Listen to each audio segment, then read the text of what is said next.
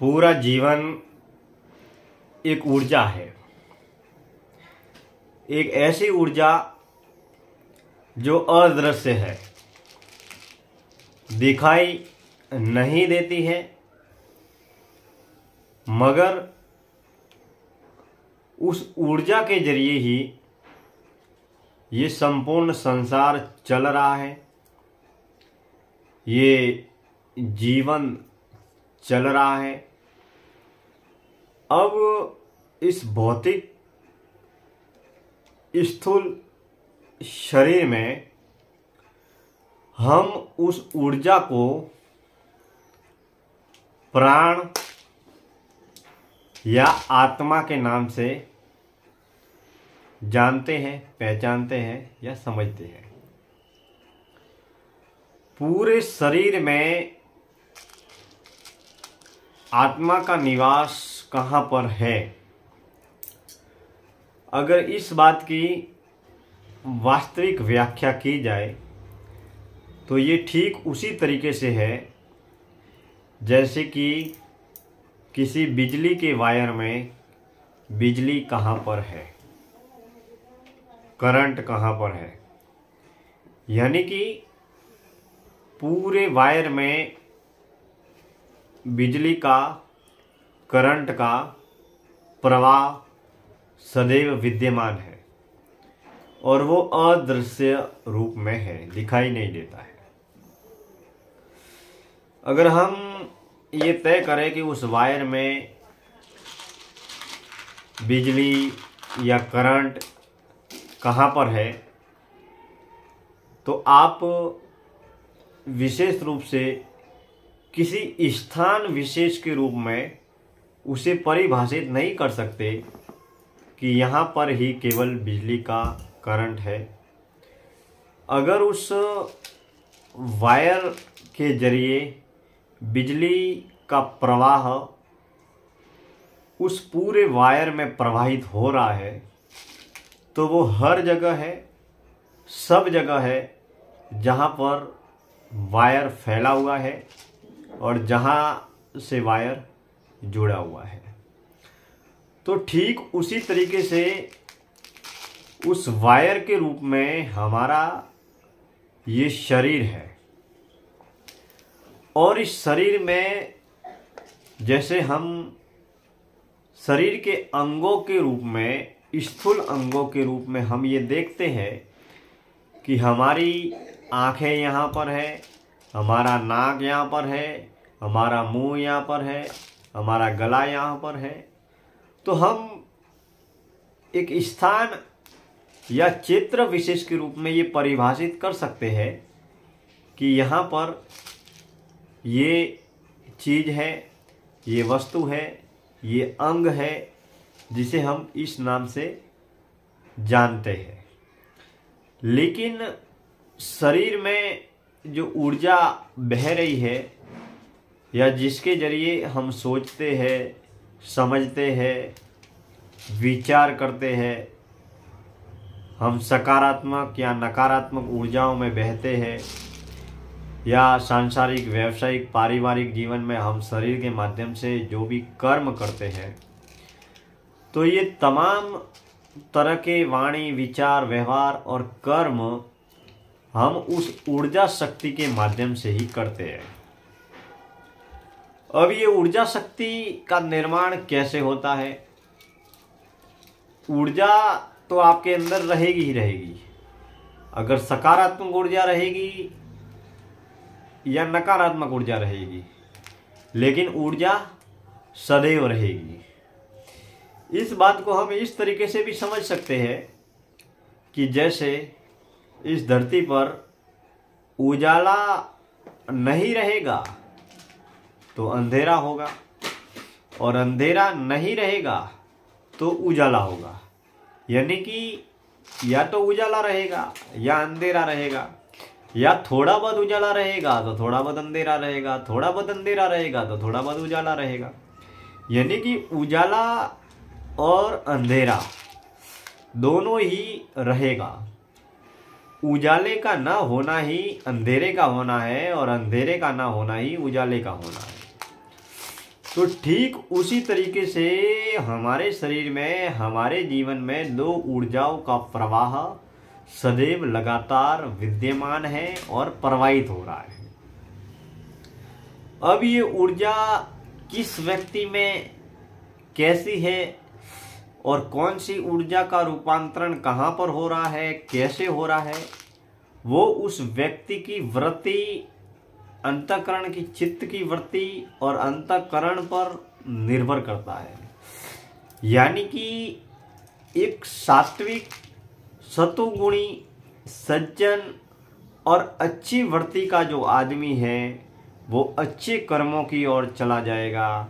वो सात्विक, सदाचार, दया, प्रेम, परोपकार, परहित, दया, करुणा के कार्यों की ओर, विचारों की ओर उसकी ऊर्जा शक्ति प्रवाहित होगी। और जितने वो सात्विक, सतोगुणी कर्म करता रहेगा, विचार करता रहेगा और कर्म करता रहेगा, उन विचारों का और कर्मों का ही ये प्रभाव पड़ेगा कि उसकी अंतःकरण और चित्त की वृत्ति और अंतःकरण की जो ऊर्जा शक्ति है वो और अधिक से अधिक सात्विक, सतोगुणी बनती चली जाएगी। यानी कि एक सकारात्मक ऊर्जा, सात्विक ऊर्जा और सतोगुणी ऊर्जा सदैव उसकी प्रवाहित होती रहेगी। अब जो दूसरी जो ऊर्जा है वो नकारात्मक है, तामसिक है, तमोगुणी है। ये ऊर्जा वैसी है जैसे कोई क्रूर है, निर्दयी है, राक्षसी है, तामसिक है, व्याभिचारी है, बुरा है, मतलब मांसाहारी है। जिस तरीके के, मतलब बुरे से बुरा या बुरी से बुरी वृत्ति है, जिसके अंतःकरण में सेवा, दया, करुणा, त्याग, परहित, परोपकार या भलाई का भाव ही नहीं है, तो ये जो चित्त की वृत्ति है, अंतःकरण की वृत्ति है, जो तमोगुणी या तामसिक है। अब जो व्यक्ति तमोगुणी या तामसिक वृत्ति की ओर बहता चला जाएगा, बहता चला जाएगा, बहता चला जाएगा, जिसके कर्म तमोगुणी, तामसिक या बुरे रहेंगे, वो उन बुरे कर्मों के जरिए धीरे धीरे करके उसकी वृत्ति और बुरी होती चली जाएगी। और जैसे ही उसके जितने भी जो भी बुरे कर्म होंगे, उन बुरे कर्मों का प्रभाव, बुरी सोच का प्रभाव, बुरे जीवन का प्रभाव, बुरी संगत का प्रभाव, बुरे वातावरण का प्रभाव उसकी ऊर्जा शक्ति पर पड़ेगा। यानी कि प्राण ऊर्जा और आत्मा पर आपकी संगत का, आपके वातावरण का, आपके कर्मों का, आपके विचारों का प्रभाव पड़ेगा। अब हम जो इस संसार का जितना भी बाहरी ज्ञान है, जो ज्ञान, शिक्षा या विचार 5 इंद्रियों के माध्यम से हमारी आत्मा के अंदर और हमारे शरीर के अंदर प्रवेश करते हैं। अब हम जैसा देखते हैं, जैसा सुनते हैं, जैसा बोलते हैं, जैसे वातावरण में रहते हैं, वैसे ही हमारी मन में विचारों का जन्म होता है। और जैसे विचारों का जन्म होता है, वैसे ही हमारे अंदर कर्मों को करने का जन्म होता है। और जैसे कर्म करते हैं, वैसे ही परिणाम हमें भुगतने पड़ते हैं। इसीलिए संत और शास्त्र हमेशा कहते हैं कि हम अच्छे कार्य करें और अच्छे मार्ग पर चलें, ताकि हमारी अंदर की जो ऊर्जा शक्ति है, आत्मा है या प्राण ऊर्जा है, वो एक सात्विक, सतोगुणी राह पर चल सके और हमारे जीवन का कल्याण हो सके। अब इंसान का, मानव का ये स्वभाव हमेशा शुरू से ही रहा है कि मन का ये स्वभाव है कि मन सदैव नकारात्मक और बुरे कार्यों की ओर ज़्यादा भागता है। मगर जो अच्छे कार्य है, या सेवा परहित परोपकार के जो कार्य है या भलाई के कार्य है उसकी ओर मन नहीं भागता है। उसके लिए हमें एक विशेष रूप से प्रयास करना पड़ता है।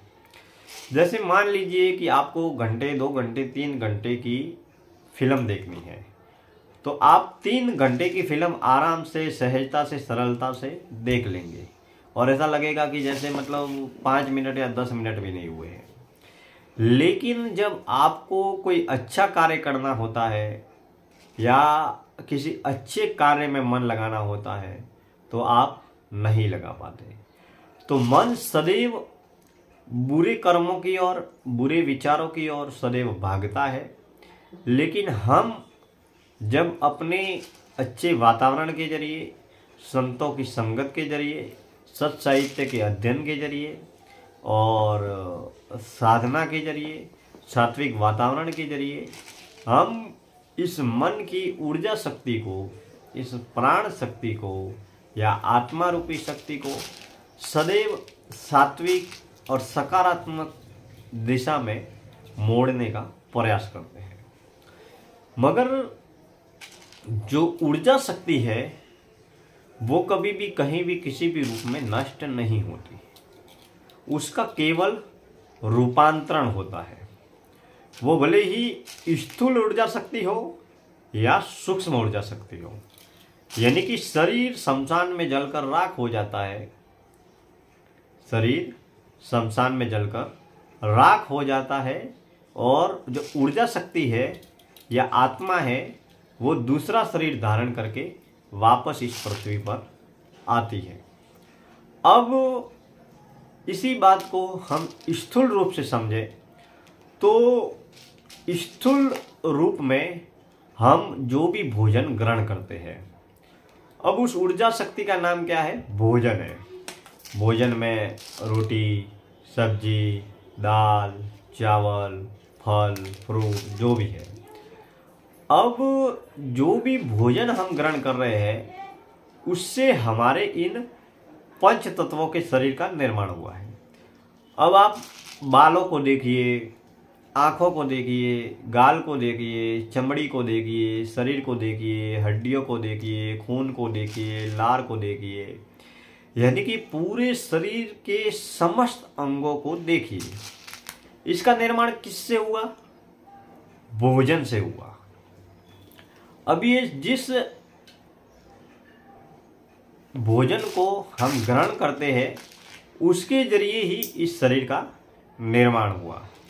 अब जैसे नाखून बड़े होते हैं और नाखून को जब काटते हैं तो खत्म हो जाते हैं और इसके बाद में वो वापस मिट्टी में मिल जाते हैं।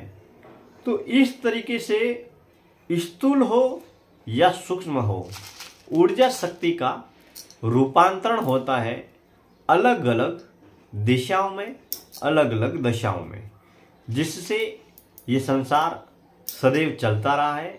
इसीलिए कहा है कि समय और संसार परिवर्तनशील भी है और क्षणभंगुर है। समय सदैव बदलता है और हमारी जो ऊर्जा शक्ति है वो भी सदैव बदलती रहती है। हम जिस दिशा में अपनी ऊर्जा शक्ति का उपयोग करेंगे, श्रम, समय और शक्ति जिस दिशा में अग्रसर करेंगे या जिस दिशा में केंद्रित करेंगे उसी दिशा में हमारा संपूर्ण विकास भी होगा। अब ये जो आत्मा या प्राण रूपी जो ऊर्जा शक्ति है वो एक सीमित समय तक है। सीमित समय तक तब तक है जब तक हमारा ये शरीर है, जो बचपन, जवानी और बूढ़ापा, उसके बाद में मौत की अवस्था को प्राप्त करते हैं। लेकिन यह आवश्यक भी नहीं है कि हमारी मौत केवल बुढ़ापे में ही होगी। तो जब तक हमारे शरीर में आत्मा रूपी या प्राण रूपी ऊर्जा शक्ति है तब तक हमें सात्विक सतोगुणी कार्य करके हमें अपनी प्राण ऊर्जा और आत्मा के आत्म कल्याण के लिए कार्य करना चाहिए। ये एक अनंत की यात्रा है और इस अनंत की यात्रा में जो व्यक्ति जितना अंतर्मुखी आंतरिक साधना में डूब किया जितनी लगाता चला जाएगा, सात्विक सतोगुणी राह पर जितना चलता चला जाएगा उतनी उनकी अनुभूतियों का और अनुभव का विस्तार होता चला जाएगा और उसी साधना से के जरिए उसके सामाजिक जीवन में, पारिवारिक जीवन में, व्यावसायिक जीवन में, आध्यात्मिक जीवन में रूपांतरण भी होगा और रूपांतरण होने के साथ में कुछ परिवर्तन का प्रारंभ भी होगा, जिसे साधक सजगता के साथ में और समग्रता के साथ में अनुभव भी करेगा, अनुभूति भी होगी, जो उसे जीवन में नित्य नई ऊंचाइयों की ओर लेकर जाएगी। बहुत बहुत धन्यवाद। हमारे YouTube चैनल से जुड़े रहें।